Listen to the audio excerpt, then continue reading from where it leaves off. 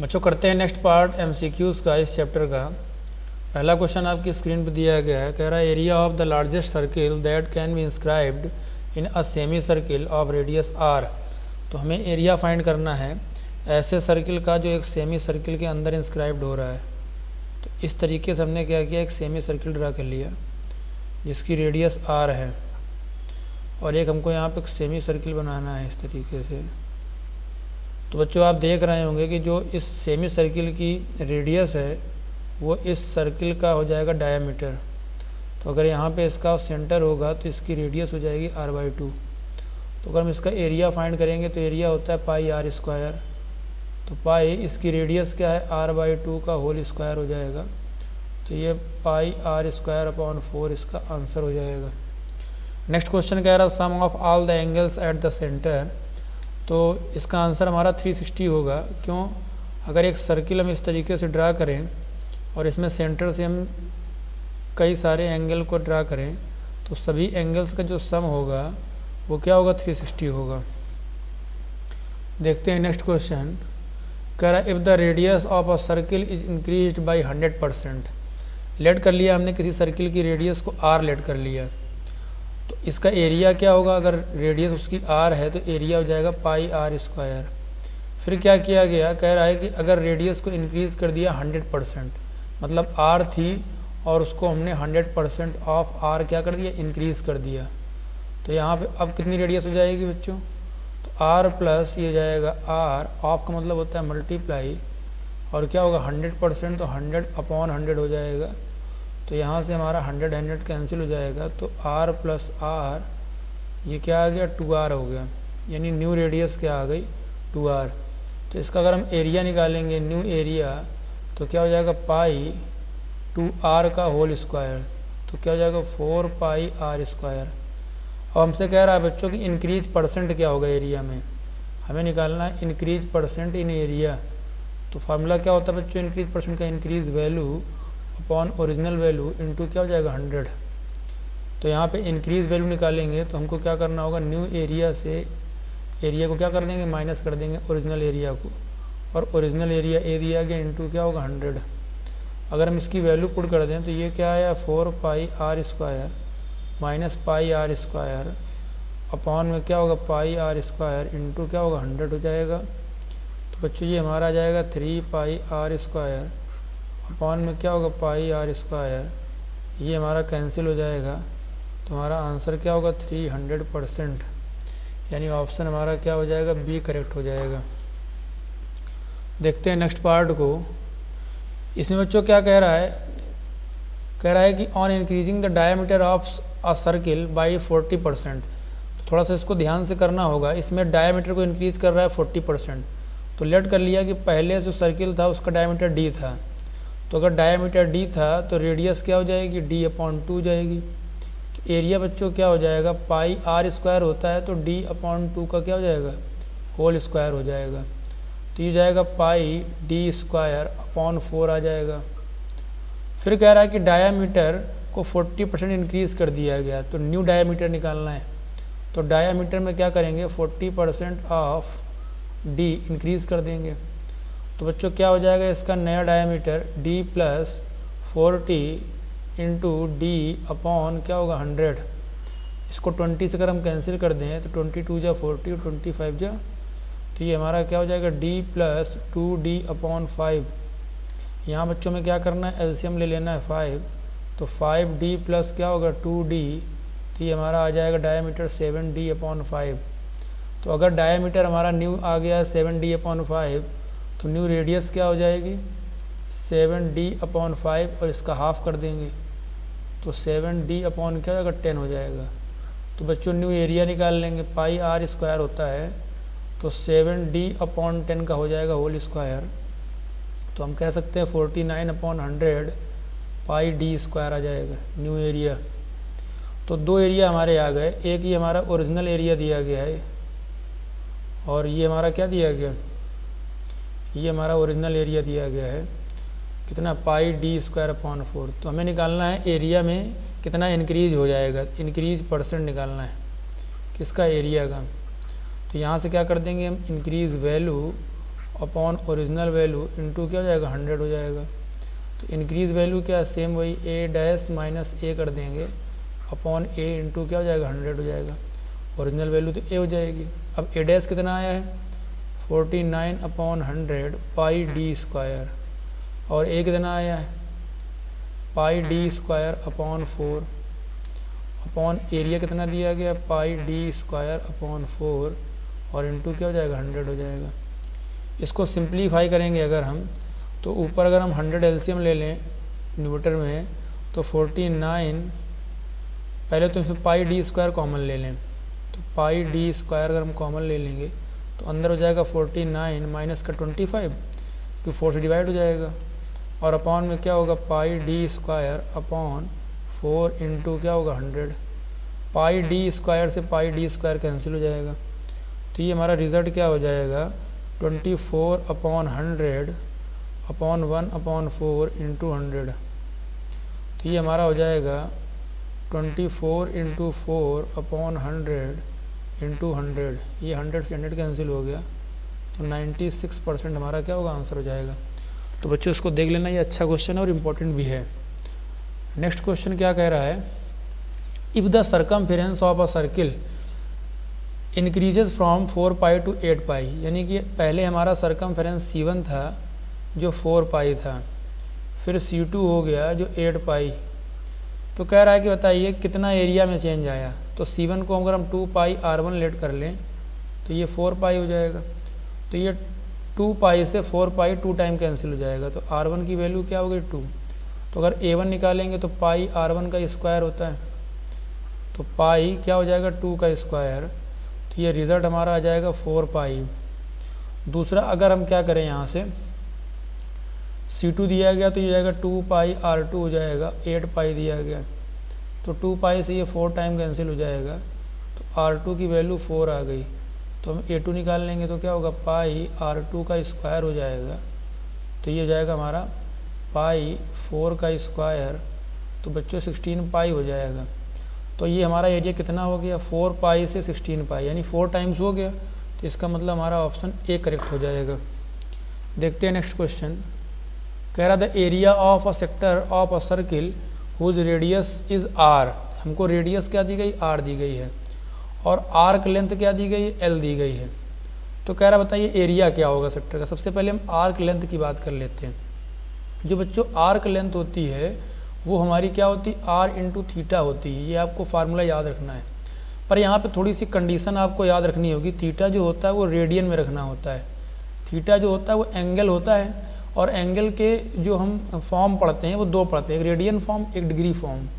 और रेडियन से डिग्री में जाने के लिए हमको करना क्या होता है ये भी ज़रा आप समझ लीजिए। अगर रेडियन से डिग्री में जाएंगे तो हम यहाँ पे 180 अपॉन पाई का मल्टीप्लाई करेंगे, 180 अपॉन पाई का। और अगर हम डिग्री से रेडियन में आएंगे तो पाई अपॉन 180 का मल्टीप्लाई करेंगे। इस बात को आप ध्यान रखेंगे। तो इस क्वेश्चन में हमको करना क्या है, हमसे कह रहा है कि बताइए इसमें क्या रिलेशन होगा किसके बीच में, एरिया क्या होगा सेक्टर का, और उसका एरिया निकालना है एल और आर के रिस्पेक्ट में। तो हमको पता है कि एरिया क्या होता है सर्किल का पाई आर स्क्वायर थीटा अपॉन 360, ये सेक्टर का एरिया होता है। तो अगर हम यहाँ पे क्या कर लें कि इस 360 को पहले रेडियन में कन्वर्ट कर लें, तो अगर हम एंगल को कन्वर्ट करेंगे 360 को रेडियन में तो बड़ी आसानी से हम अलग आपको दिखा देते हैं। 360 को अगर हमें रेडियन में कन्वर्ट करना है तो हमें क्या करना होगा, इसको पाई अपॉन 180 से मल्टीप्लाई कर देना होगा। तो ये 180 से 2 टाइम कैंसिल हो गया, तो 2 पाई हम कह सकते हैं। तो इसको अगर हम फार्मूले को चेंज करना चाहें तो हम ऐसे लिख सकते हैं theta upon 2 pi pi r square. अब यहाँ से पाई कैंसिल हो गया, और थीटा की वैल्यू क्या हो जाएगी हमको यहाँ से निकाल लेनी है। कहाँ से, ये जो हमने रिलेशन लिखा है l equal to r theta, तो थीटा इक्वल टू क्या होगा एल अपॉन आर हो जाएगा। तो यहाँ से क्या होगा आर स्क्वायर ऐसे रख देंगे, थीटा की वैल्यू क्या होगी एल अपॉन आर, तो एल अपॉन 2r हो जाएगा, ये आर स्क्वायर। एक आर से आर कैंसिल हो गया, तो एल आर अपॉन क्या आ गया 2, यानी ऑप्शन हमारा जो है डी करेक्ट हो जाएगा। ये फार्मूला थोड़ा सा आप लोग ध्यान रखिएगा, ये आगे आपको 11 में पढ़ाया जाएगा। ये कैसे काम करता है इसको हम बता देते हैं। ये कोई एक सर्किल है, इसका ये एंगल दिया गया थीटा, और ये जो आर्क होता है यहाँ से लेकर के यहाँ तक, इसको एल कहते हैं, ये रेडियस है। तो यहाँ से फार्मूला होता है l equal to r theta. बस कंडीशन आपको यहाँ याद रखनी, थीटा हमेशा आपका डिग्री में नहीं होगा, रेडियन में होगा, ये आपको ध्यान रखना है, यानी रेडियन में कन्वर्ट करना होगा। अगर कोई भी आपको थीटा की वैल्यू दी गई है 30, 45, 60, तो उसको आप रेडियन में कन्वर्ट कर लोगे, फिर वहाँ से आप क्या करोगे, एल निकाल लोगे। जैसे सपोज आपसे एक क्वेश्चन कोई पूछ दे कि अगर आपको थीटा दिया गया 30 और आपसे कह दे आर्क लेंथ क्या होगी, अगर आपको रेडियस कह दे 7 दी गई है, यानी आपको रेडियस 7 दी गई है, आर की वैल्यू 7 दी गई है, थीटा 30 दिया गया, तो सबसे पहले थीटा को कन्वर्ट करेंगे रेडियन में, तो 30 इंटू क्या होगा, पाई अपॉन 180। तो इसको सॉल्व करेंगे तो क्या हो जाएगा, पाई अपॉन 6 आ जाएगा हमारा, पाई अपॉन 6। तो यहाँ पे हमको एल की वैल्यू क्या पता है, आर थीटा होती है, आर क्या दिया 7, थीटा क्या दिया गया, पाई अपॉन 6। अब बच्चों क्या करेंगे, 7 अपॉन 6 पाई हो गया, पाई 22/7 होता है, तो 7 से ये 7 कैंसिल हो गया, तो 22/6 ये जो हमारा होगा ये आर्क लेंथ हो जाएगा। ठीक है, तो ये आप सब आगे पढ़ेंगे 11 में। बढ़ते हैं नेक्स्ट क्वेश्चन की तरफ। कह रहा है the angle described by the minute hand in 5 minute. तो बच्चों एक जो मिनट होता है उसमें मिनट हैंड 6 डिग्री का एंगल क्या करती है, स्वैप करती है। एक मिनट में 6 डिग्री का एंगल स्वैप करती है। तो 5 मिनट की अगर हम बात करेंगे तो 5 इंटू 6 कर देंगे, तो बड़ी आसानी से हम कह देंगे क्या हो जाएगा, 30 डिग्री आंसर हो जाएगा, यानी ऑप्शन हमारा ए करेक्ट हो जाएगा। नेक्स्ट क्वेश्चन कह रहा है the angle described by the hour hand in 2 hour. तो बच्चों होता क्या है कि 2 आवर जो होता है वो 10 मिनट के इक्वल जो है एरिया स्वैप किया जाता है, और 1 मिनट में अभी हमने बताया आपको सेम क्वेश्चन है, 1 मिनट में 6 डिग्री होता है, तो 10 मिनट में क्या होगा, 6 इंटू 10 डिग्री, तो ये क्या हो जाएगा, 60 डिग्री हो जाएगा। तो ऑप्शन हमारा ए करेक्ट हो जाएगा। ठीक है, नेक्स्ट क्वेश्चन देखते हैं। कह रहा है if the area of a circle A. अब यहाँ पे आपको कुछ नहीं करना है, आपको एरिया दिया गया है, कह रहा है सर्किल का ए, रेडियस है आर और सरकमफेरेंस है सी। तो आपको ए की वैल्यू पता है पाई आर स्क्वायर होती है, रेडियस तो आर ही रहेगा, सरकमफेरेंस 2 पाई आर रहता है। तो कह रहा बताइए इसमें कौन सा रिलेशन ट्रू है इन कंडीशंस के लिए। तो सभी में आप वैल्यू पुट कीजिए। अगर यहाँ पे आप डालते हैं तो सी की वैल्यू क्या होगी, 2 पाई आर अपॉन ए की वैल्यू क्या होगी, पाई आर स्क्वायर। तो इसको अगर आप सॉल्व करेंगे तो आर से आर कैंसिल हो जाएगा, पाई से पाई कैंसिल हो जाएगा, 2 अपॉन आर आएगा, पर यहाँ पे तो आर अपॉन 2 आ रहा, तो ये ऑप्शन गलत हो जाएगा। दूसरा ए अपॉन आर चेक करेंगे तो पाई आर स्क्वायर अपॉन आर करेंगे तो आर से आर कैंसिल हो जाएगा, तो ये आर स्क्वायर आ गया, जबकि सी 2 पाई आर होता है, तो ये भी गलत हो गया। फिर कह रहा है ए इंटू सी। तो अगर ए और सी का मल्टीप्लाई करेंगे तो क्या हो जाएगा, हम ए की वैल्यू होती है पाई आर स्क्वायर और सी जो होता है वो 2 पाई आर, तो इसका रिजल्ट जो आएगा वो क्या होगा, 2 पाई स्क्वायर आर क्यूब, और यहाँ पे दिया आर स्क्वायर अपॉन 4, तो ये भी हमारा गलत हो जाएगा। लास्ट ऑप्शन चेक करते अगर आर इंटू सी यानी 2 पाई आर और इज इक्वल टू 2 इंटू ए यानी पाई आर स्क्वायर, तो यहाँ भी 2 पाई आर स्क्वायर आ गया, यहाँ भी 2 पाई आर स्क्वायर आ गया। तो इस तरीके से हमारा ऑप्शन क्या हो जाएगा, डी करेक्ट हो जाएगा। देखते हैं नेक्स्ट क्वेश्चन। नेक्स्ट क्वेश्चन कह रहा है कि the perimeter of a sector of a circle with radius r and with sector angle theta. तो यहाँ सिर्फ फार्मूला पूछ रहा है कि पेरीमीटर क्या होगा सेक्टर का।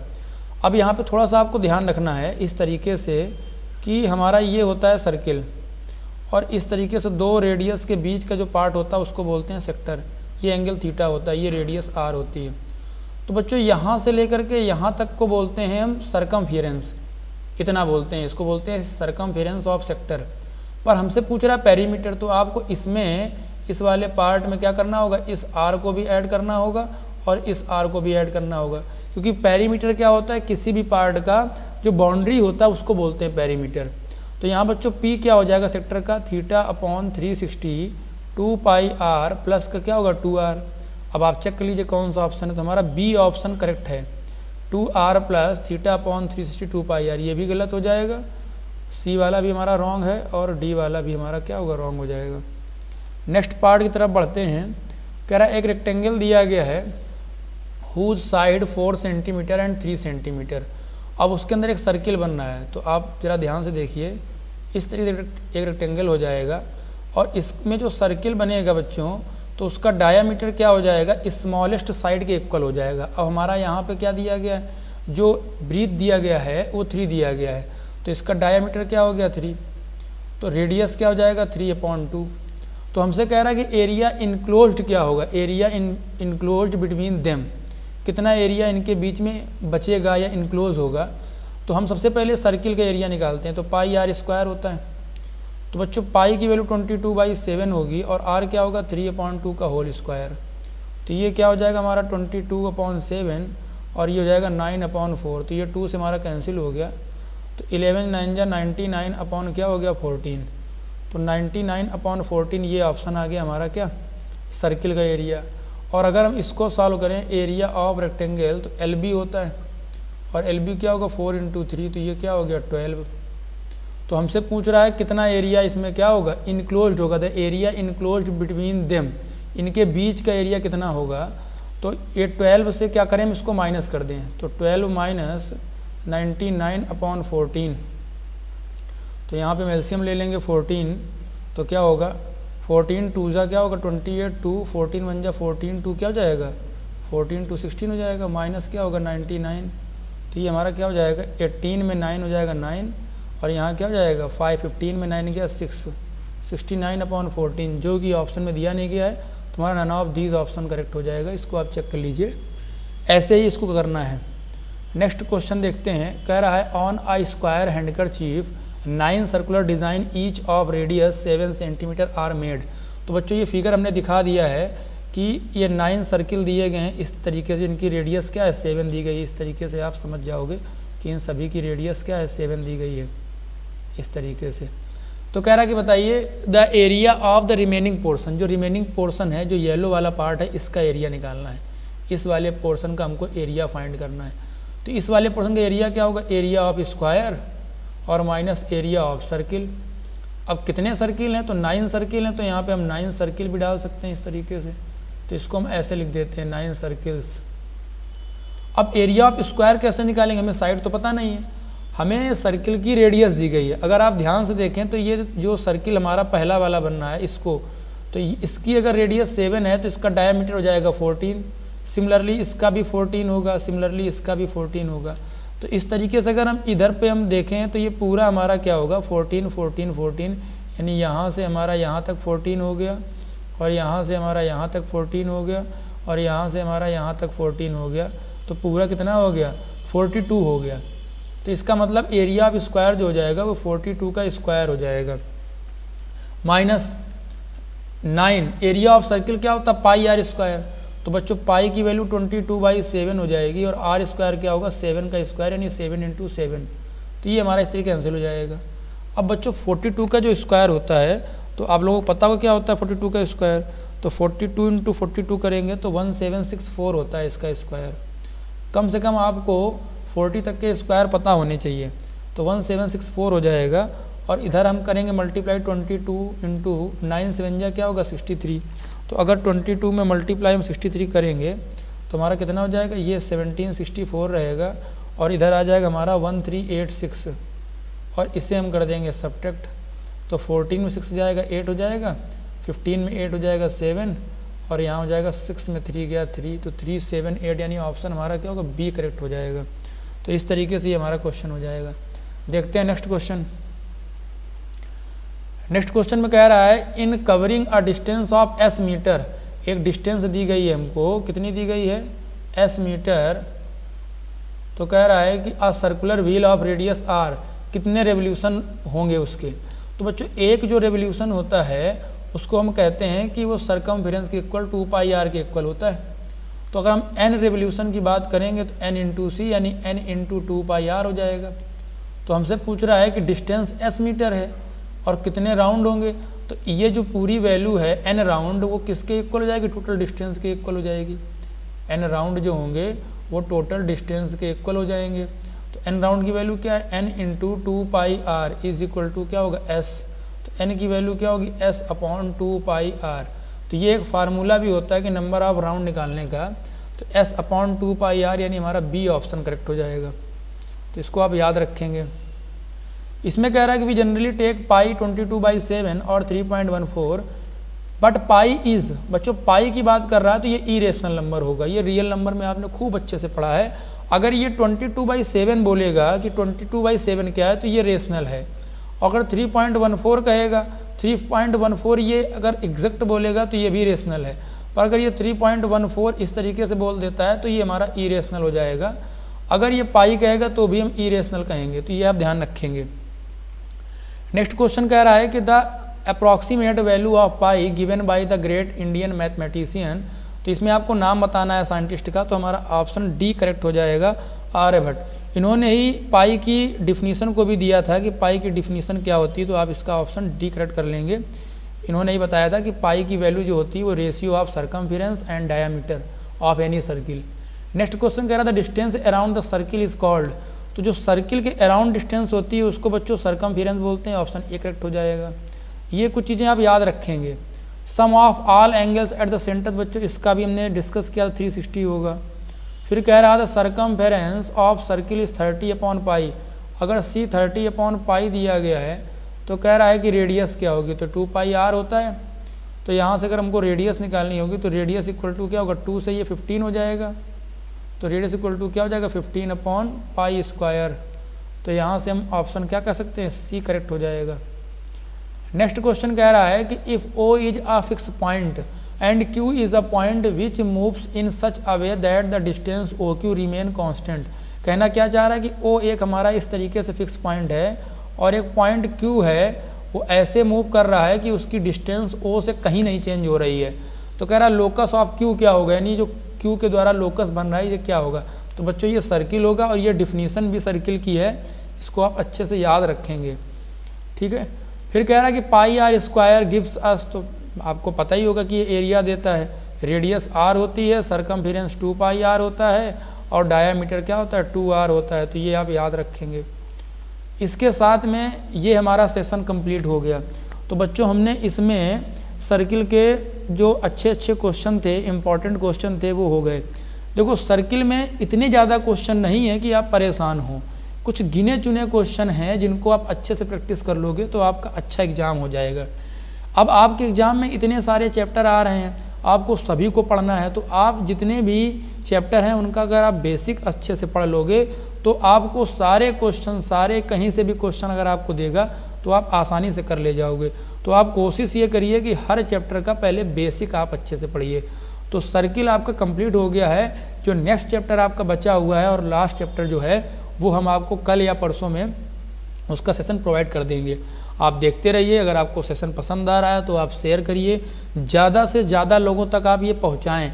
आप देखेंगे कि आपको एग्ज़ाम में बहुत इससे हेल्प मिलेगी, बहुत सारे क्वेश्चन आपको एग्ज़ाम में इससे मिलेंगे, क्योंकि क्वेश्चन जो हैं वो मतलब एक NCERT या RS में जितने भी क्वेश्चन दिए गए उसमें अगर कॉमन क्वेश्चन देखोगे तो ज़्यादा क्वेश्चन नहीं है। मुश्किल से अगर सर्किल में अच्छे अच्छे क्वेश्चन देखे जाएँ तो 20, 25, 30 बस, और लगभग हम इससे ज़्यादा क्वेश्चन करा चुके हैं। तो आप प्रैक्टिस करते रहिए, तैयारी करते रहिए अच्छे से और देखते रहिए, ठीक है। Thank you very much.